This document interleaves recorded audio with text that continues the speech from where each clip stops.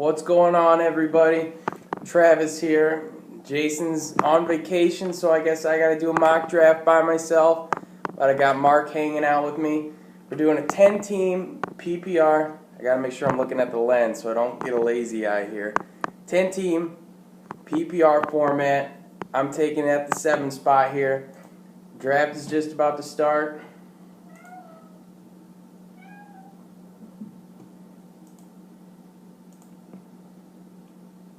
All right, number 1 overall, we have Saquon Barkley. I don't know how I feel about that. I do love Barkley, but he's more of a late first guy for me. I think between Bell and Gurley, you can't go wrong. I know some people are kind of scared off with Bell, like he's holding out and things like that. But if we're talking who's going to win you money at the end of the year come playoff time, I think Bell almost has more of an upside compared to Gurley. David Johnson just went 2 overall, so far Gurley. All right, there goes Gurley at 3, Bell at 4. All right, then Antonio Brown at 5. And I do love Antonio Brown. This is the number 1 PPR wide receiver. I think 3 years in a row, over 1,000, 5 straight years. But something about me, it's more of a, it's not you, it's a me for Antonio Brown. I just feel like with these elite top shelf running backs, you have to try and get one of these guys in the first 2 rounds. So even though Antonio Brown is there at 5 or 6 overall, if you get a guy like Zeke, if you have a guy like Kamara, I feel like you almost have to take him over him. Antonio Brown went 5, Zeke went 6. So here I am doing what I said. I'm going to go Alvin Kamara in the 7 spot. And I really feel like, even though I like to go straight value, best value, you have to get at least one running back in the first 2 rounds. Maybe even running back in the first top 15 picks, because the shelf can drop pretty quick. All right, Hopkins went 8, Melvin Gordon 9, and at the turn, the guy took Odell and Julio. Dalvin Cook, who I've really kind of been getting sour on lately. This situation, maybe they're starting to kind of bring him on solely with Latavius Murray, who did play very, very well down the stretch. He might be stealing some touches as well as some goal line work. Fournette just went, who I really wanted to double down with Kamara. So I'm looking at Hunt, who I think might be the last spot of this top-tier shelf. So I can get Kareem Hunt. I do love Devontae Adams. I feel like he has just absolute blow-up potential. Keenan Allen, number 3 last year, very solid. I'm going to go Kareem Hunt here just so I can get 2, I believe, top-shelf running backs. So I'm looking at Kamara and Hunt. I'm probably going to be going receiver at least these next couple rounds, but you never know. There might be some value elsewhere like tight end. McCaffrey just went. And then Keenan Allen just went. So the guy who took Antonio Brown took Keenan Allen. Absolutely nothing wrong with those guys whatsoever. But we're going to see what his running back situation looks like. All right. Devontae Freeman off. Michael Thomas.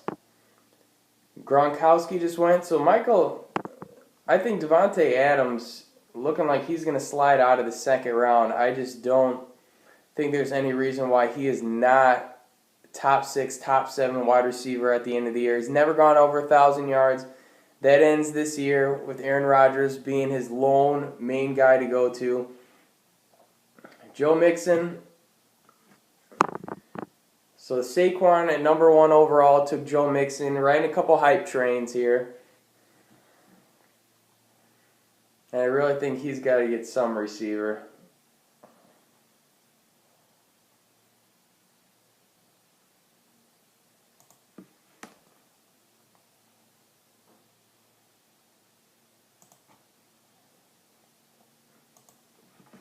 All right, so Travis Kelce. So he did get a pass catcher, but he's looking more for winning that matchup. And if you have Kelce, I don't think you can do much better.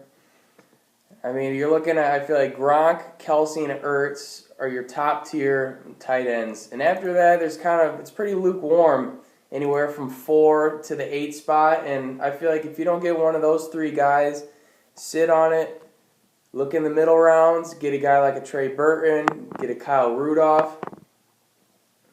All right, Tyreek Hill, second pick in the third round, who had a great year last year. I think like 9 or 10 PPR wide receiver last year, and I think he can do even better this season. I know he's 28th in targets last year, and that might be about the same because he's got other competition. But I mean, Mahomes obviously has way more connection with him than Sammy Watkins at this point, and this is a guy who lives and dies by the long ball. And really, Pat Mahomes has the arm for that. Devontae Adams, third pick in the third round, tremendous value. The guy went 3 running backs, Le'Veon Bell, Freeman, Jordan Howard. And the guy who went Antonio Brown, Keenan Allen, just got A.J. Green. So he's going sexy, deluxe, no running back technique here. We'll see if it pays off. Stephon Diggs just went. Mike Evans is on the board. He does scare me a little bit with the suspension. I know that his yards and catches are there. It's just mostly the touchdowns that waver. But I'm going to get a guy, my first wide receiver, T.Y. Hilton. It seems like there's only about 3 guys in the third round that I've been drafting in mocks. And it's been T.Y., it's been Doug Baldwin, and it's been Larry Fitzgerald. I think all those guys are going to have monster years this year. I know Doug Baldwin, there's some injury concerns, but if he's in the lineup, which it looks like he's going to be starting week 1, there's no reason that he is not top 12, top 15 wide receiver. T.Y., a few years ago, we're talking top 5 wide receiver. He gets Andrew Luck back. He's staying in the best shape of his life. Right after me, Mike Evans off the board. And we had Royce Freeman here, 9th pick in the third round. So this guy is going Melvin Gordon, Dalvin Cook, Royce Freeman. He's looking good with the ones. I don't know if I love him over some of these other guys. I know LaShawn McCoy, there's that off-field concerns, but if this guy's on the field, he's the only guy in that offense, and I feel like you got to take McCoy over a guy like Royce Freeman. Another guy who went 3 straight wide receivers, Odell Beckham, Julio, now Fitzgerald, who I think is primed for, he was 4 last year in PPR. I don't see how he's not a top 10 wide receiver again, especially for the value he's going. We're talking late 3rd, early 4th, possible best quarterback situation he's had since Kurt Warner. Aaron Rodgers at the turn, just is vomiting dollar bills at this point. Doug Baldwin off, LaShawn McCoy. I really wanted one of those 2 guys, in Doug Baldwin or McCoy. I'm going to go another wide receiver here. Jerick McKinnon has slipped in these mocks, by the way. I'm going to go Adam Thielen, who really broke out last year. He hasn't shown as great chemistry as Diggs with Kirk Cousins, but this is a guy who can easily catch 80, 90 balls, 1,000-yard range. He only had 4 touchdowns last year. I bet that's going up. And for being 4th round value here, 2nd wide receiver, I think at worst this guy is middle of the road. At worst, I'm saying middle of the road wide receiver 2. I think he's got back end 1. He's in that back end 1 conversation. All right, Amari Cooper off the board.